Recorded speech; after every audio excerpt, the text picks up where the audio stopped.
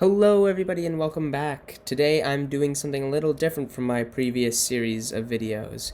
Today I'm moving into the film genre for the first time on this channel. Today I'm going to talk about two films, Bohemian Rhapsody and Rocketman. Both have been well liked by both the public and critics, but there's been criticism nonetheless.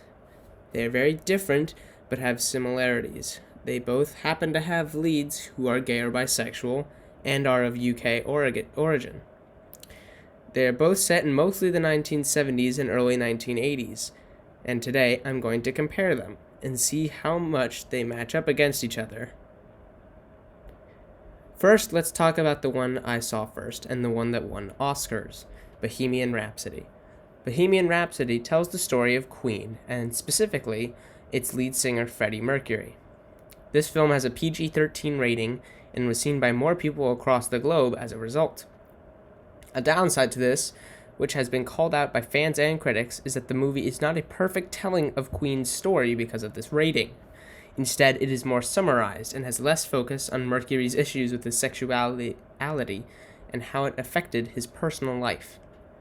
There are certainly points that are more serious in the film, but they aren't as explicit and have been slightly glossed over to keep this PG-13 rating.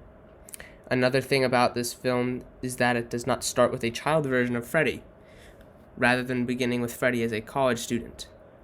This means that there are no early interactions with his family, and that really stick with the audience. Rather, the audience has to assume that they simply never got along well because they have to pick up on dialogue clues and physical interactions. The film also chooses to show songs in chronological order. That makes sense when you're making a movie about a band's history. Yet this isn't even perfect. You hear the song Fat Bottom Girls before Queen records Bohemian Rhapsody. The song Fat Bottom Girls is placed and apparently sung after Mercury and Mary get engaged and go on the US tour. This isn't accurate, as Fat Bottom Girls is a single that appeared on the album Jazz, which was released in 1978. Bohemian Rhapsody itself was released with A Night at the Opera in 1975. So it isn't possible for Queen to tour with that song before Bohemian Rhapsody was ever even released. Second is Rocketman. Rocketman is about Elton John and his life as a pop star.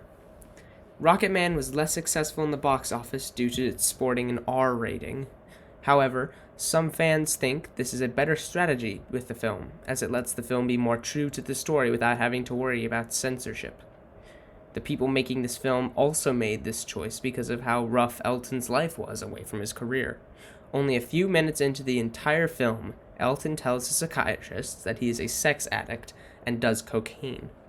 Elton is also seen on screen attempting to take his own life by drowning in his pool. Rocketman does not hesitate to throw gut-wrenching punches at you, with these and many others sprinkled through the film showing you how sad his life was at times. Another thing Rocketman does differently than Bohemian Rhapsody is the use of the songs. Rocketman prefers to use them as a musical score and makes the whole movie feel more like a musical telling than Elton's story being. Alright, so I'm going to edit this whole bit out. More like a musical telling of Elton's story than a documentary about a band or singer. A very different, but in some ways more entertaining and creative approach. Rocketman is also much more creative about the use of its characters thanks to the reflection in the beginning.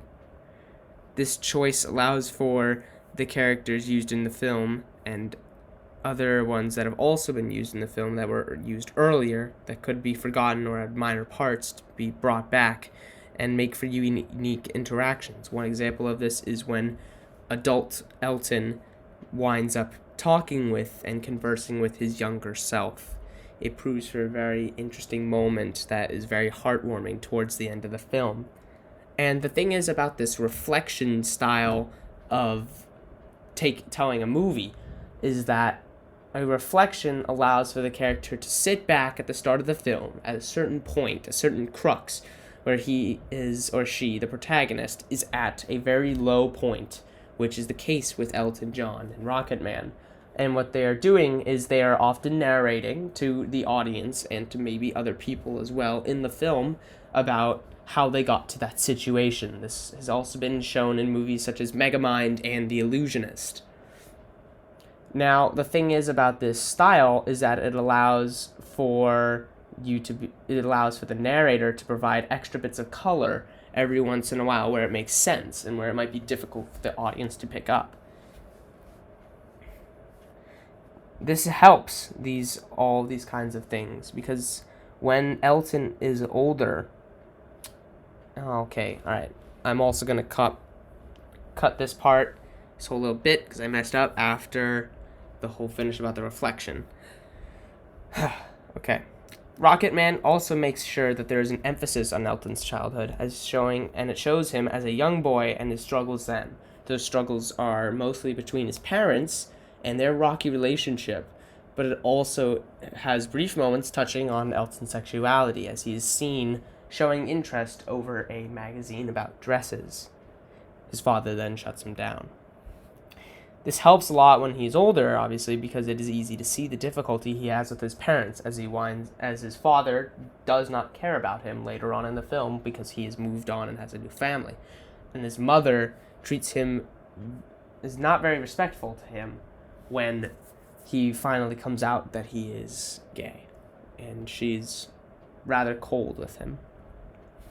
Now, there's no better style for biopics. I'm not saying there has to be a better one or that there is.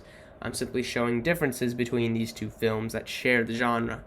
Rocketman is more like a musical and stays true to its story thanks to its rating, whereas Bohemian Rhapsody was more widespread and was given a slight Hollywood treatment, but at the flip side, it was recognized by the Oscars, and it was a more successful film in the box office. Its songs were in mostly chronological order as well for Bohemian Rhapsody. Now, I love both of these films, and I still do. There's just such a difference between them. You guys can pick which is better in the comments, and thank you so much if you stuck around until the end. I probably will take a hiatus after this. This project consumed a good amount of time on my spring break, and I want to take a little time off before preparing another video. Thanks again, and peace!